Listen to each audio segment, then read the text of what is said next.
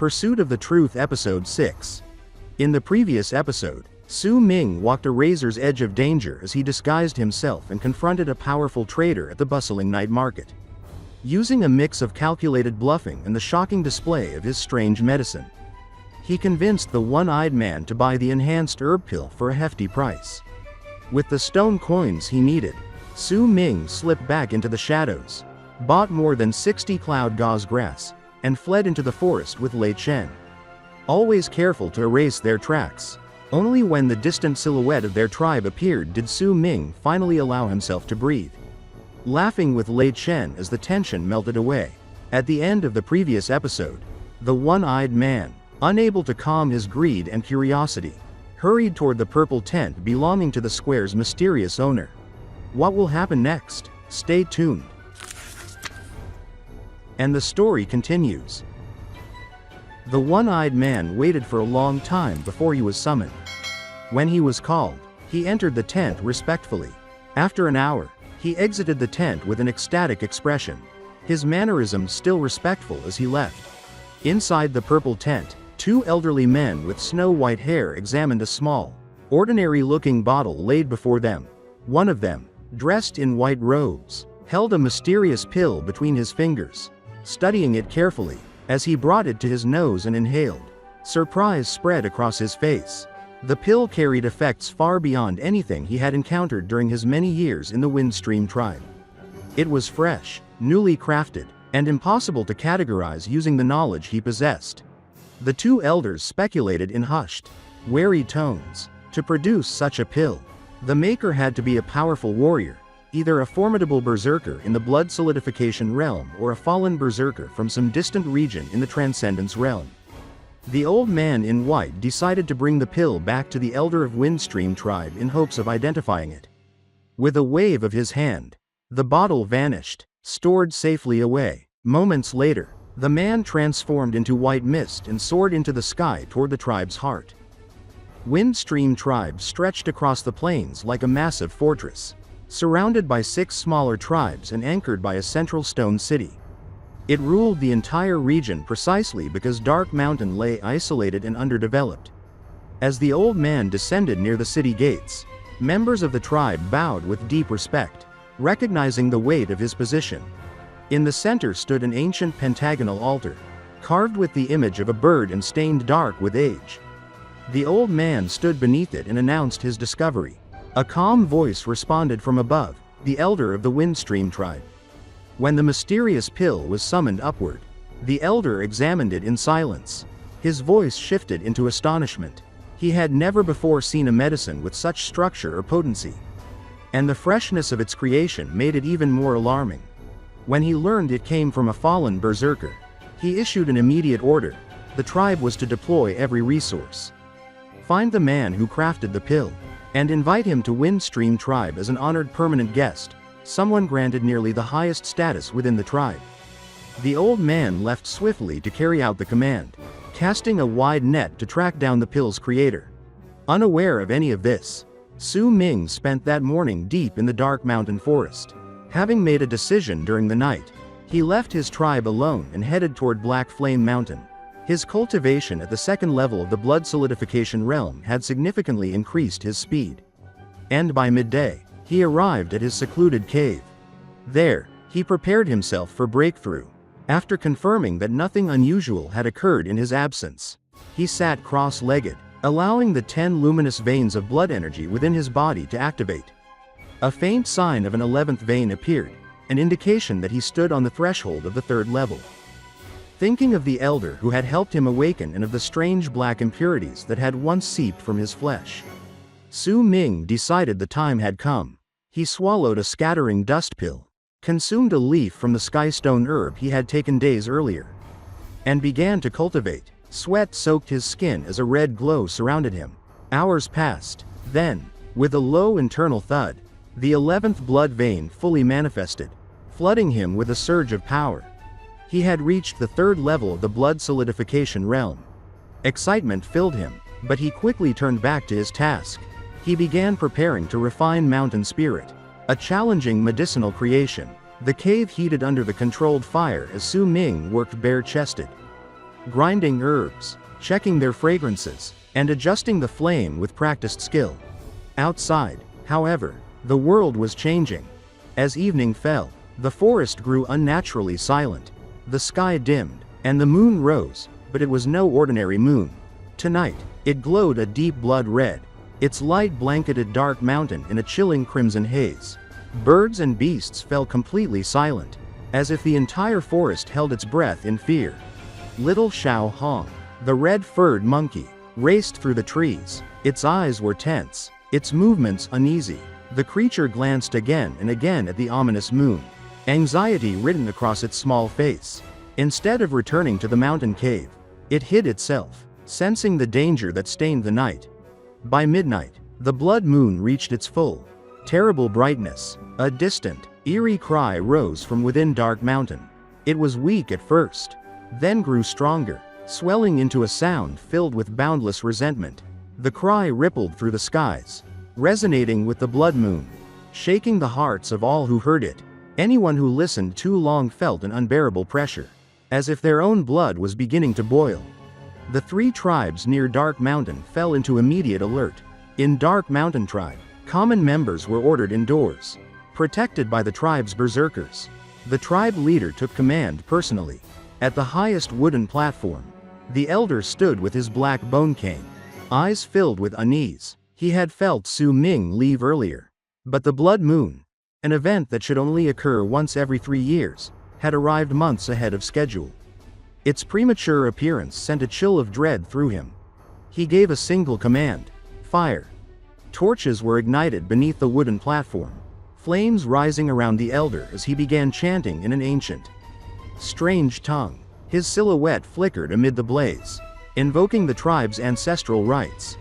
In another direction, the Dark Dragon Tribe mirrored the ritual. Their elder stood beneath the blood moon, holding high the skull of a one-horned beast and letting out a sharp, piercing cry that cut through the night air. All across the land, tension thickened as the red light deepened. Among the tribe members of Dark Dragon Tribe stood a girl of extreme beauty. Her face was pale as she looked at the blood-red moon in the sky. The girl was Bai Ling. She was scared as she looked at the elder of the tribe on the altar and the other tribe members whose faces were also similarly pale with terror.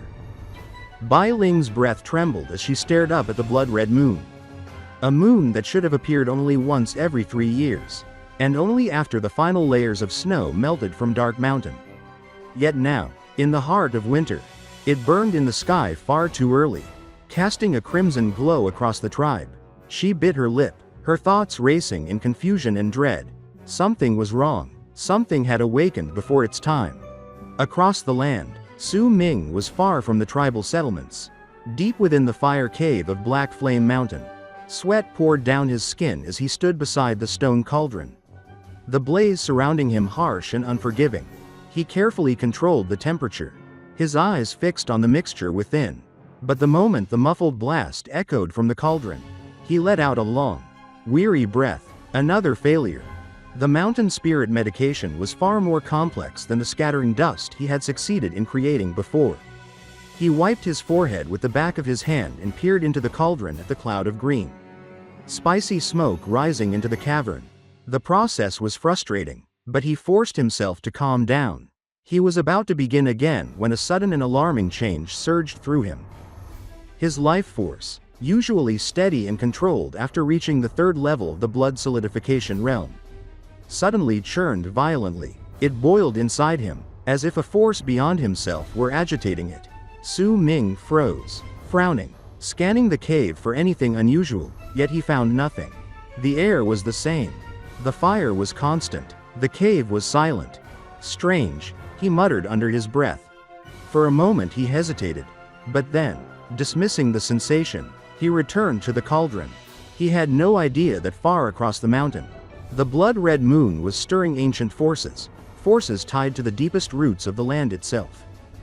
On the other side of Dark Mountain, in the territory of the Black Mountain Tribe, the atmosphere was entirely different. Where Dark Mountain Tribe and Dark Dragon Tribe trembled with fear, the Black Mountain Tribe erupted in bloodthirsty roars. Their voices, both berserkers and ordinary tribesmen alike, merged into a deafening wave that shook the night. At the center of the tribe, atop a mound made of countless red stones, sat a willowy old man in a black robe, Bai Ling. His eyes gleamed with cruelty and twisted excitement as he gazed at the crimson sky. His hoarse voice rose, as if proclaiming a truth to the heavens themselves. He spoke of the ancient Fire Berserker Tribe, a mighty lineage that once commanded all flames under heaven and earth. Their power had shaken the world. They could burn the skies, scorch the land, and make even those beyond the Berserker race tremble. They were one of the 8 great Berserker tribes. But their ambition had led to their downfall. When they attempted to seize a heavenly artifact, the god of Berserkers punished them. For 9 days and 9 nights, fire consumed the tribe. Only the true Berserkers survived, those with the Berserker bodies strong enough to withstand holy flame. Everyone else perished, body and soul.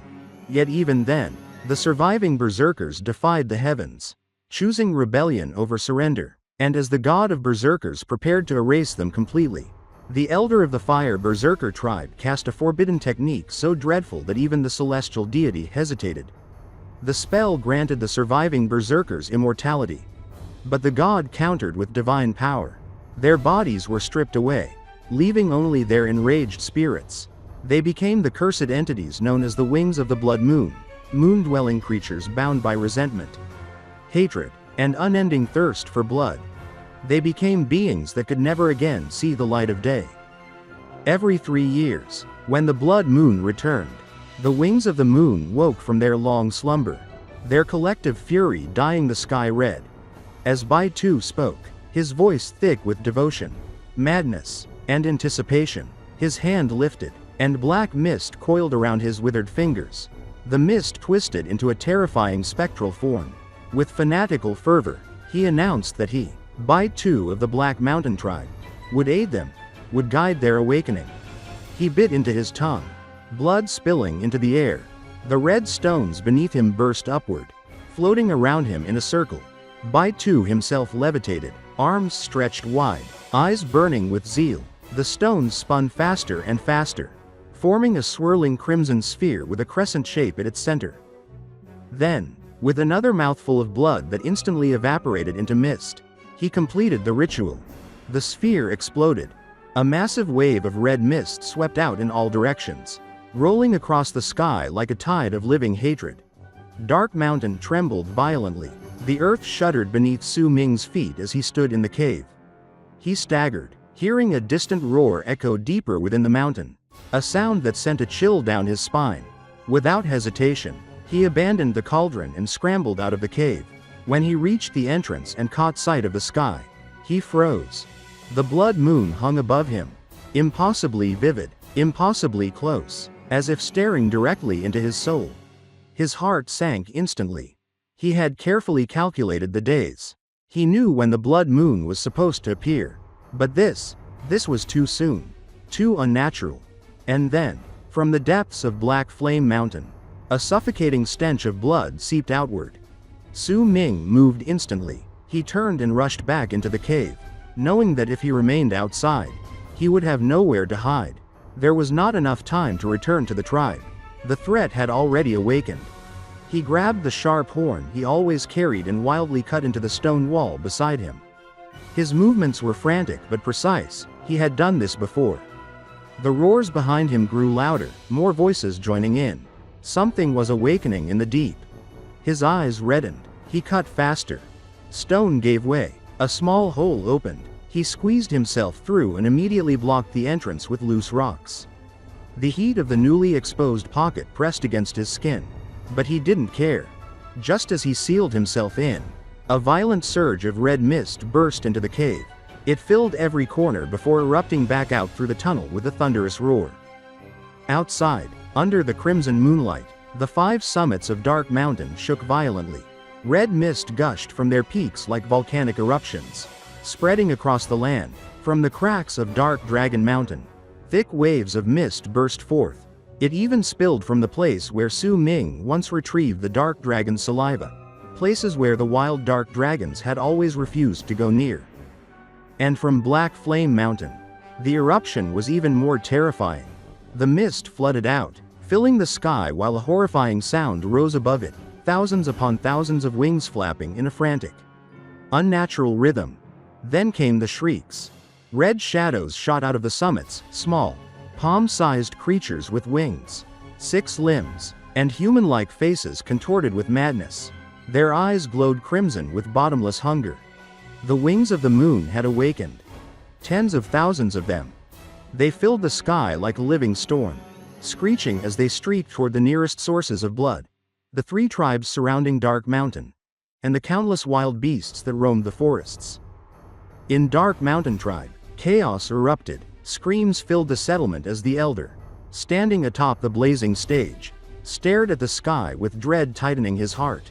Even with the flames surrounding him, his face had turned pale. This was far worse than 9 years ago. The number of wings had multiplied many times over. Their hatred was deeper, their hunger stronger. He forced himself to breathe, then shouted orders. The tribe erupted into movement. Normal members fled into shelters. Berserkers rushed to the storehouses, pulling out large pieces of fresh meat, sacrificial distractions meant to slow the wings of the moon. Similar terror filled the Dark Dragon Tribe.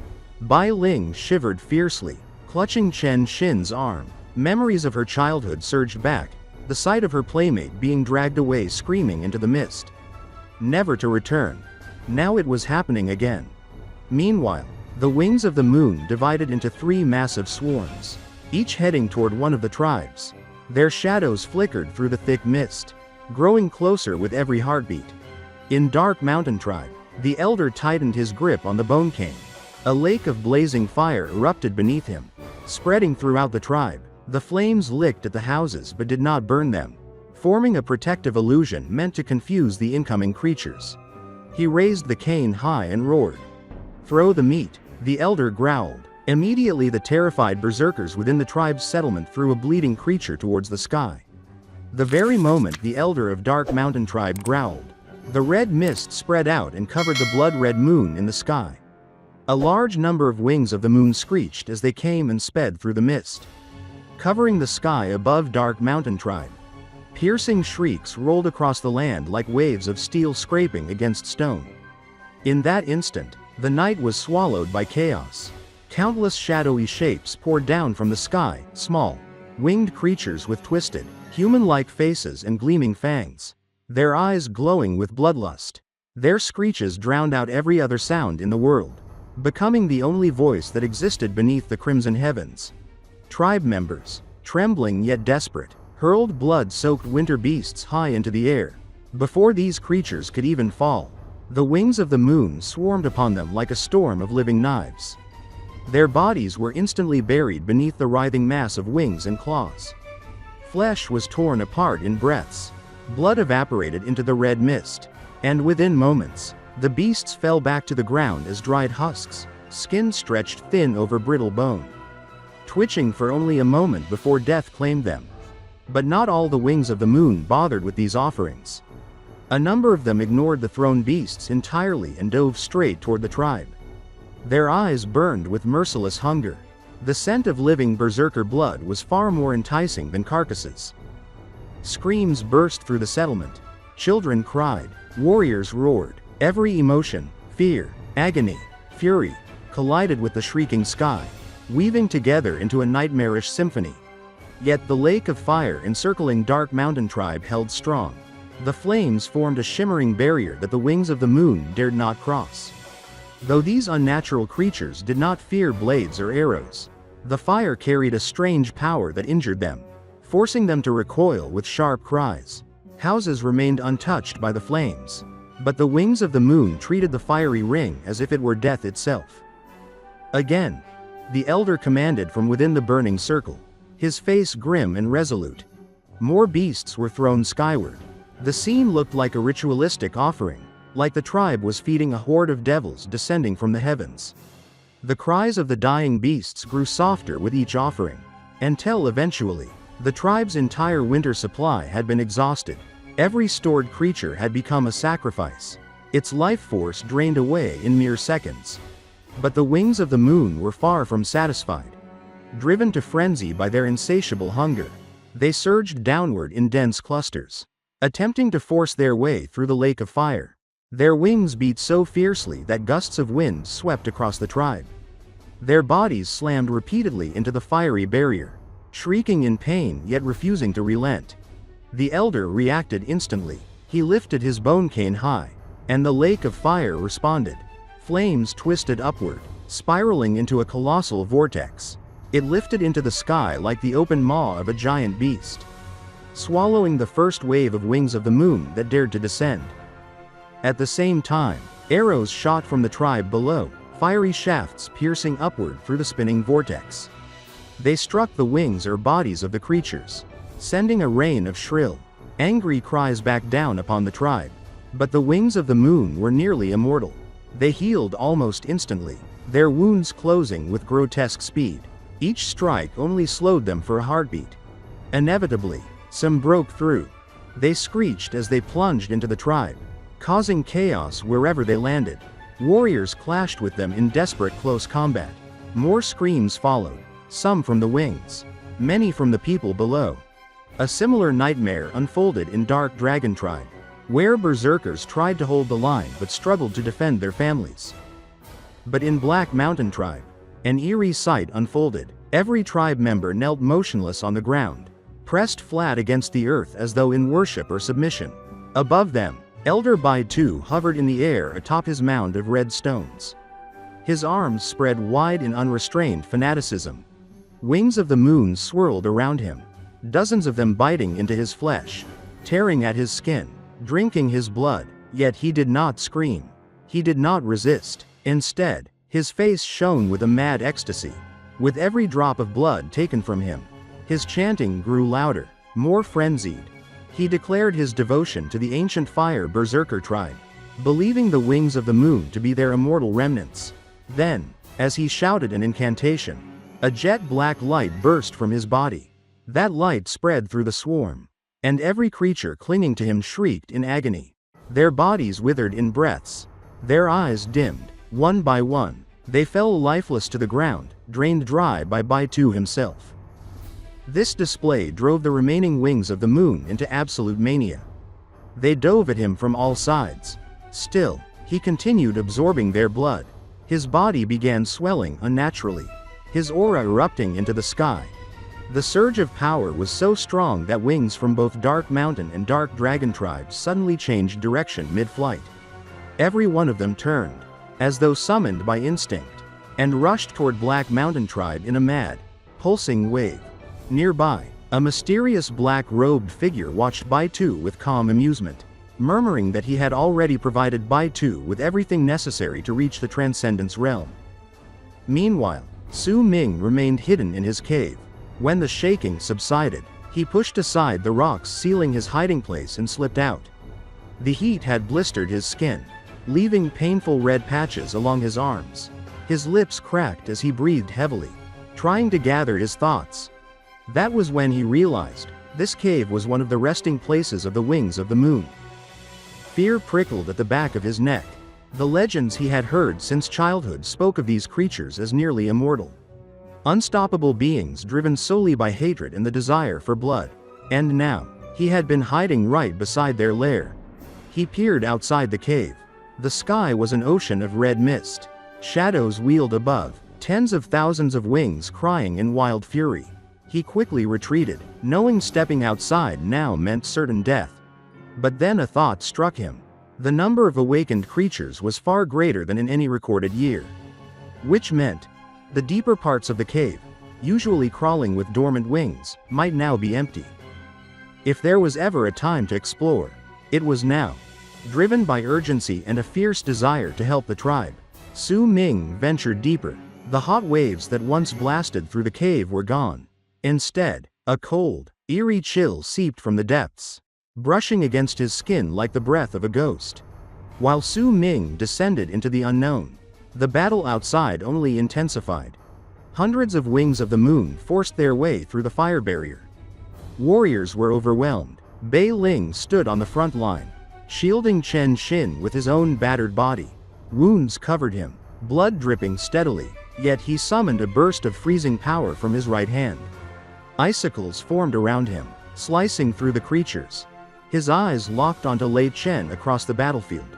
Lei Chen, in a fit of berserker madness, grabbed a wing of the moon and tried to bite it back, only to be swarmed instantly by dozens more. At the final moment, Bai Ling released an ice arrow made of gathered snow. It burst above Lei Chen like a frozen explosion, sending the creatures tumbling away and saving his life. All around them, berserkers fought with everything they had. The tribe leader unleashed waves of destructive energy with his silver spear. But even his strength could not push back the endless swarm.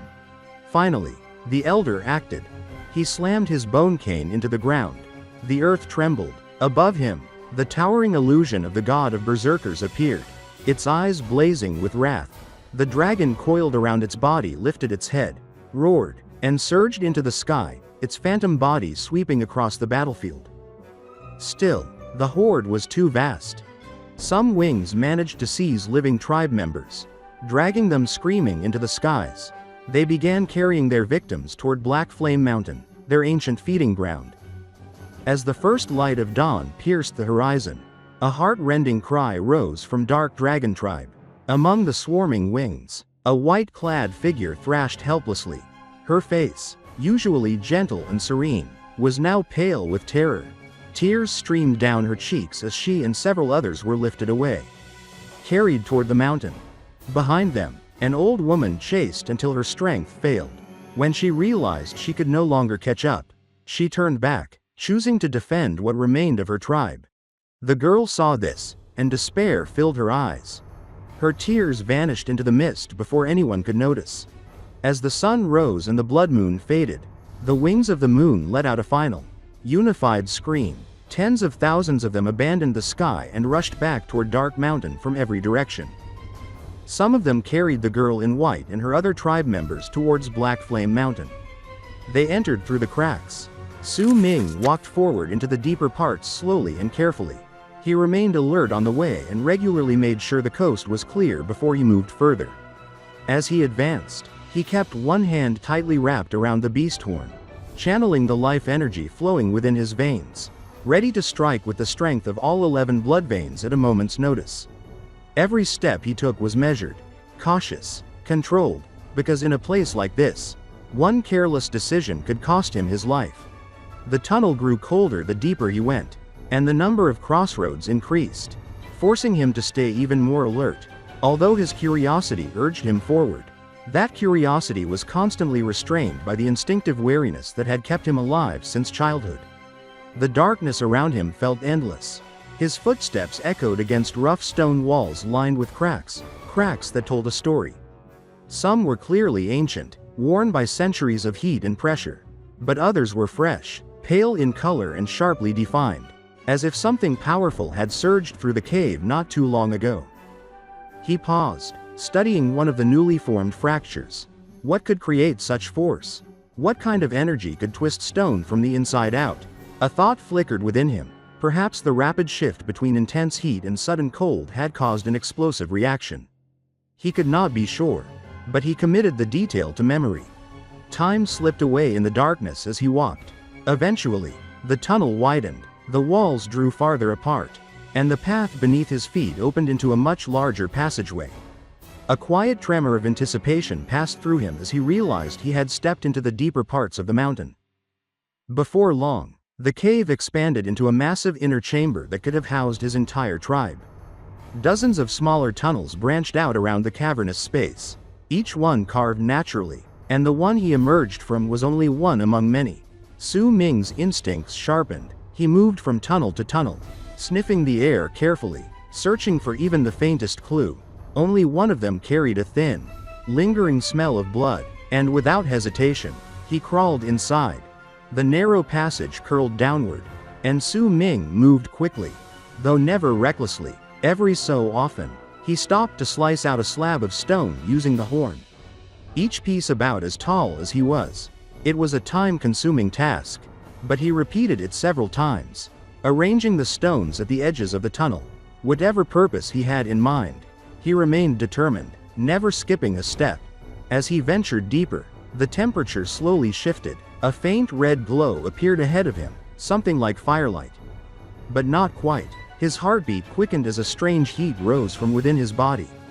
A familiar sensation that always preceded great danger or great revelation. The walls here were marked with deep scratches and jagged bite marks. The air itself felt unsettled, dense with forgotten violence, but Su Ming pressed on, drawn toward the red glow pulsing at the tunnel's end. And then the tunnel simply ended, opening into a vast fire-lit cavern. He stepped to the edge and froze. Below him lay a massive stone basin filled with towering stalagmites that rose like gray thorns. Cold, unnatural wind drifted from the thorny formations, lowering the temperature of the cavern to a sharp, biting chill. But what made Su Ming stagger backward in shock was not the wind, nor the sheer size of the cavern. It was what lay hidden within the thorn-covered basin. A tribe. Not a living tribe, but the remnants of one. A settlement carved entirely from stone, complete with houses, fortifications, watchtowers, scattered stone cooking pots, and walls marked with symbols of blazing flame. The architecture was far more sophisticated than anything he had seen in Dark Mountain Tribe. Even the pathways were paved with stone, some embedded with raised protrusions whose purpose he could not decipher.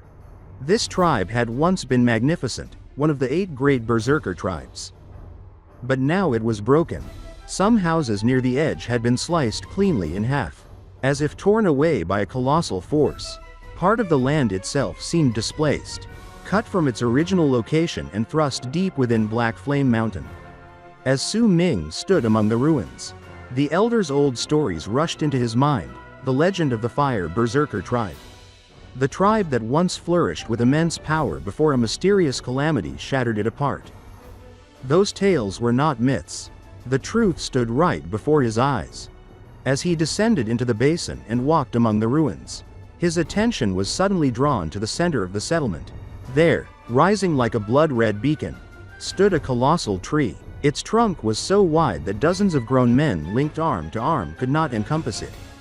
The tree glowed with crimson radiance, its roots sinking deep into unseen depths, and its crown pierced the stone ceiling far above.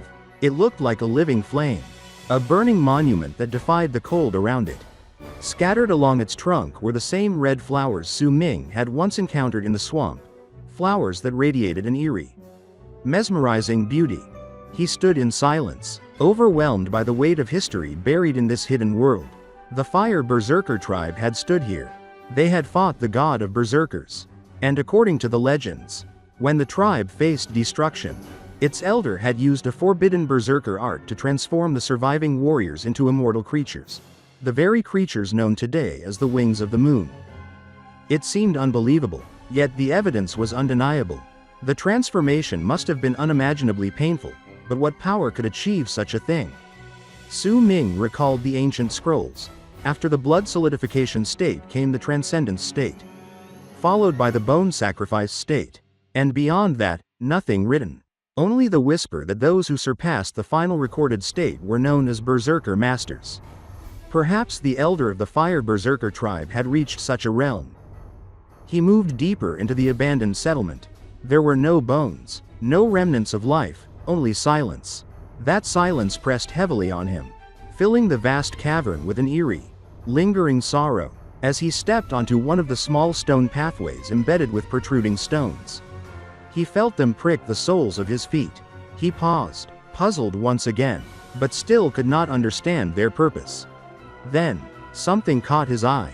Half hidden behind the broken remains of a stone house was a corpse, shriveled, ancient, and frozen mid-transformation. Su Ming rushed toward it, his heart pounding. It was the only corpse in the entire tribe. The sight made cold chills crawl down his spine.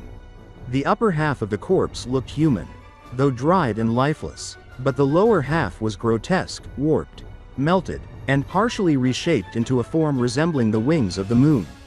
Even the faint outline of wings protruded from its back.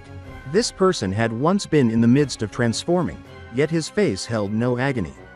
Only a twisted expression filled with mockery and pride, aimed at something, or someone, unknown. One of his fingers was stabbed into the stone wall beside him, as if to carve a message before death claimed him. Su Ming leaned closer. Etched into the wall were ancient words, words of the Berserker Tribe. And just as Su Ming began to read them, the moment Su Ming looked at them, The sound of wings flapping traveled through the entrance of the tunnel. There were bone-chilling roars mixed in between. Su Ming could even vaguely hear cries of despair among the sounds of flapping and roaring.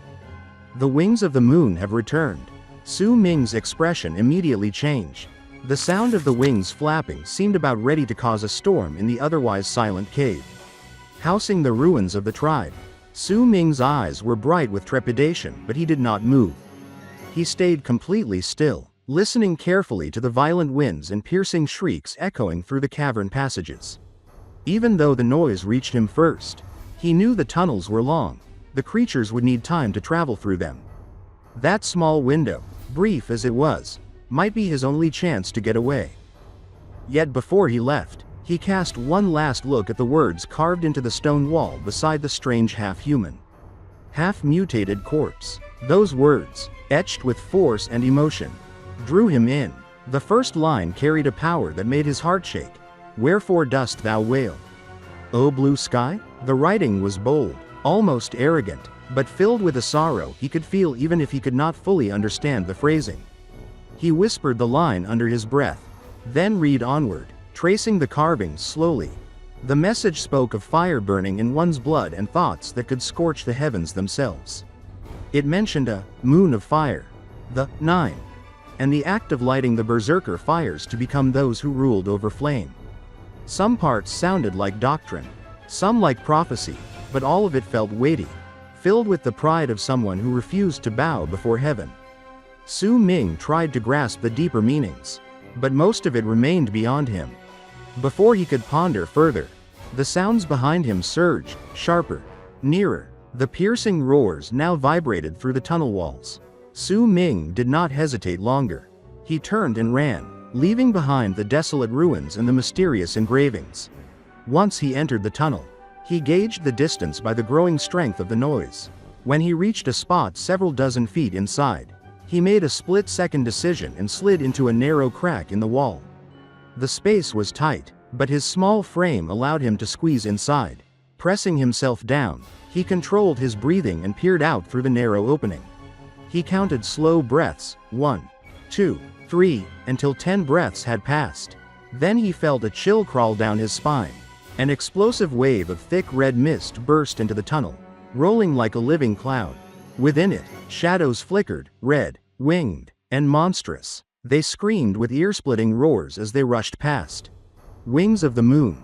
He stayed so still that even his heartbeat felt frozen. One of the creatures collided with the edge of his hiding place, its deformed face and membranous wings only half a foot from him.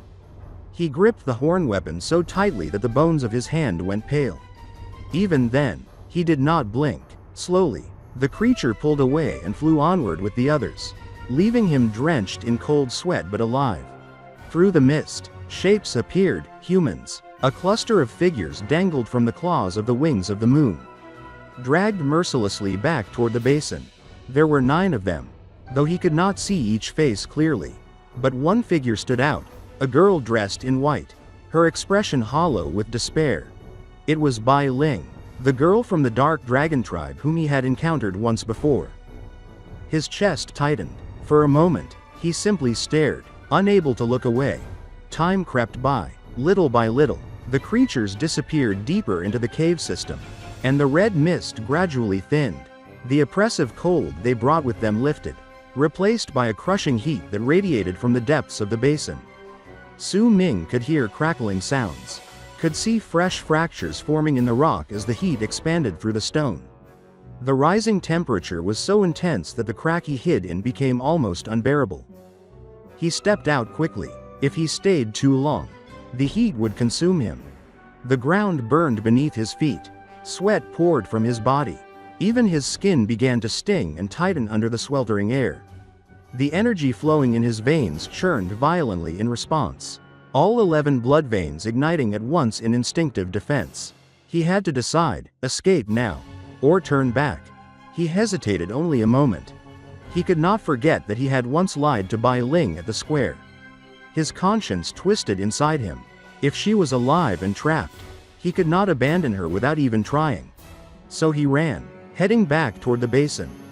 The deeper he went, the more suffocating the heat became. It surged like a tidal wave, trying to force him back with every step. But before long, he reached the lip of the cavern, pressing himself flat against the wall. Ignoring the burning heat of the stone, he peered down into the vast basin. What he saw forced him to suck in a sharp breath.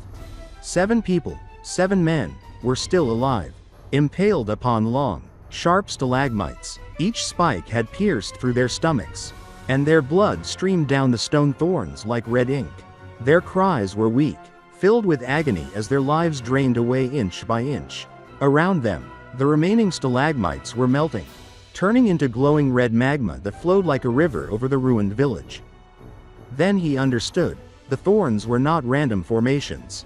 They were temporary structures formed by the cooling of the magma, only to melt again once the heat returned. And when they melted entirely, the entire basin, houses, ruins, victims, would be submerged again beneath a lake of blazing liquid stone. But the strangest sight lay at the center. The immense tree-like structure, glowing crimson like molten metal, was shifting.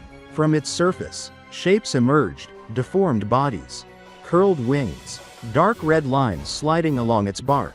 Wings of the moon were crawling into the tree itself, burrowing into it like it was their sanctuary. But instead of snarling, their faces carried deep, unbearable sorrow. Some lifted their claws and bit into them, smearing their blood across their eyes as if weeping without tears. Su Ming stared in stunned confusion. The creatures were abandoning their ferocity, returning to the tree with grief etched into their monstrous forms. He shook his head. He could not delay. He scanned for Bai Ling, but she was nowhere among the 7 dying men. His heart sank. He turned to leave, until something caught his eye. On one of the thick red branches protruding from the trunk, 2 faces were visible. One belonged to an unknown girl. The other was Bai Ling. Her eyes were dull, empty, devoid of hope. Her delicate face, usually filled with pride and poise, was now shadowed with resignation, like a beautiful statue carved from sorrow. Below her, the magma level had risen to half the height of the stone houses. Only the roofs were still visible, glowing red like heated iron. Every second he waited, the danger grew, yet he could not move recklessly. He watched the tree, watched the wings of the moon disappearing into it, watched the magma rising. He told himself he could save her, but only if he waited for the perfect moment. Heat battered him relentlessly. His skin cracked like drying clay. The energy flowing in his blood surged in all 11 streams, protecting his body from burning alive. Gritting his teeth, he took a single deep breath and leapt from the tunnel edge. He landed hard on a roof. A hiss of burning stone rang beneath his feet. Smoke curled upward. He leapt again, then again, each time narrowly escaping the licking heat of the rising magma. After several swift jumps, he reached the final stretch, the tree looming before him. But as he approached, a horrifying sight unfolded. The unknown girl beside Bai Ling convulsed. Her body shriveled in an instant as she unleashed a final, agonized scream.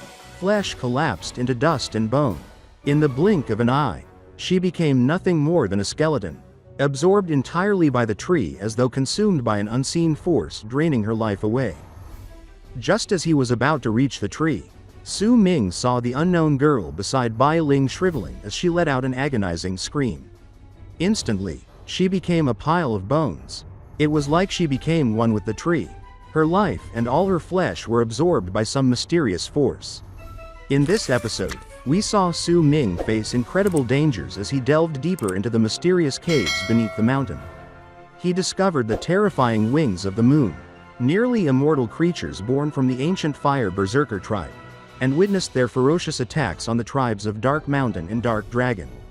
Su Ming navigated the deadly tunnels, exploring the ruins of the ancient Fire Berserker Tribe, and uncovered the massive red tree at the heart of the tribe, a source of unimaginable power. He also saw the tragic fate of those captured by the wings of the moon, including Bai Ling, whose despair highlighted the cruelty and mystery of the place. Throughout, Su Ming's courage, quick thinking, and mastery of all 11 blood veins allowed him to survive and learn more about the secrets of the Berserker Tribes and the powers they left behind. What happens next? Stay tuned for the next episode of Pursuit of the Truth. If you enjoyed this episode or found it fascinating, don't forget to like the video and subscribe to the channel to receive notifications for the latest episodes following Su Ming's journey. Thank you for watching, and we look forward to seeing you again in the next adventure.